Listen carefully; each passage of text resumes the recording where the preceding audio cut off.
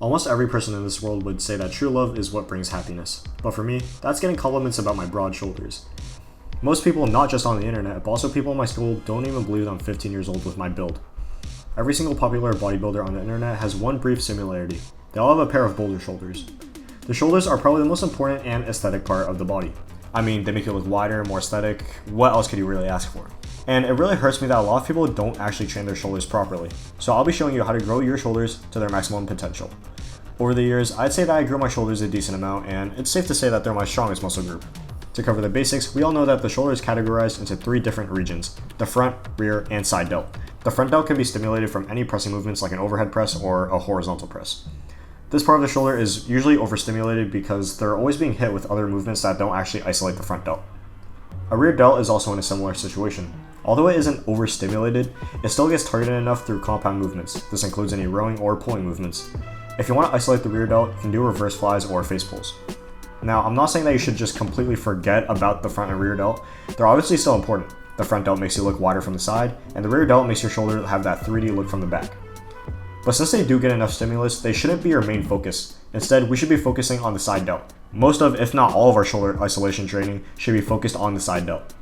This is the biggest part of the shoulder, and it will make your shoulders look wider from the front. Now this leads us to side delt training frequency. If you get a lot of gym videos on your feed, you might be familiar with the phrase spamming lateral raises. A lot of people actually believe in this phrase, and to be honest, this is just stupid. Take this into perspective. When you train your chest, you'll maybe do 5 to 8 total working sets of chest volume. Assuming that you train your chest twice a week, that already makes your weekly chest volume 10 to 16 total sets. You're obviously not going to train your chest every day because your chest needs time to recover. So let's go back to the shoulders. Let's say you do 4 to 5 sets of lateral raises in one session. Let's say you do lateral raises every other day. You'll be doing 16 sets of side delt work each week, which is fine. But let's start to add in our other shoulder training. Any pressing movements also add some side delt stimulus. So if that same shoulder day you do 3 sets of overhead pressing, your side delts will be getting a weekly volume of about 20 total sets. Keep this in mind. This is just the side delts alone. So tell me, if you were to train your chest twice a week with 10 to 16 sets of volume each week, then how does it make sense to do over 20 sets of just your side delts? You obviously won't, because your muscles won't have time to recover. So that means they won't actually be able to recover in time because they're being constantly hit. You should start training your side delts as if any other muscle group. Otherwise, at this point, you're just overtraining, which is exactly why your shoulders won't grow. Now let's talk about exercise selection.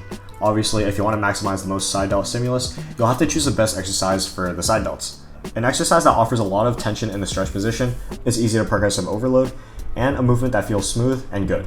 Obviously, I'm not going to tell you what to do and what to avoid. If you want to find a good list of side delt exercises, just look at Jeff Nippard's tier list because I'm too lazy to make my own. And if you're too lazy to watch it, then think about this. You should choose an exercise that offers the most tension on the stretch part of the movement.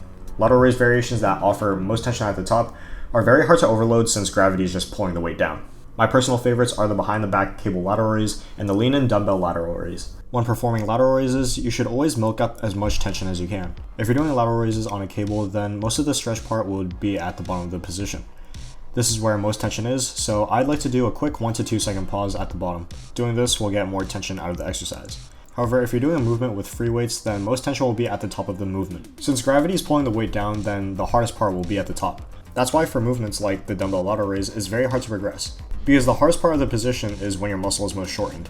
So in order to get the most tension out of the exercise, you'll have to hold the dumbbell at the top. But if you're still curious on how to grow your other heads of the shoulder, I recommend starting off your shoulder days with a vertical press, whether it's with free weights or a machine. And for my rear delts, I would just do 2 sets of reverse flies on a pec deck machine. Your shoulders don't really need that much volume to grow. They do recover quickly though, so you can get away with training them 3 times a week.